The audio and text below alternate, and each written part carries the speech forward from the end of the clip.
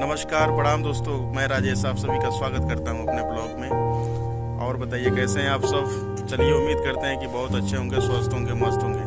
बहुत दिन के बाद आज सूरज का दर्शन हुआ और बहुत खुशी की बात है दोस्तों कि आज सब लोग मतलब धूप में बैठ के आनंद ले रहे हैं धूप का। और देख सकते हैं कि सबको राहत, जानवर हो, पंछी हो, इंसान हो, सबको राहत मिला है। और देखिए हमारे घर के पीछे जो खेतियां हैं उसका लोकेशन है। ये सब देख सकते हैं आप लोग कि दुल्हन की तरह खेती को सजाया जा रहा है और हर फसल इसमें उगाया जा रहा है, जैसे कि सब्जी, गेहूं, तमाम प्रकार की जो सब्जियां होती हैं सारे इसमें उगा रहे हैं किसान जो हैं यहाँ के।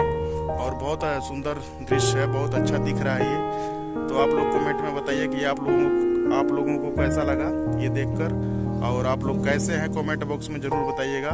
तो ये छोटा सा वीडियो बस मैं बना रहा हूँ और आप लोगों को ये सब चीज़ दिखाने के लिए मैं ये बनाया हूँ।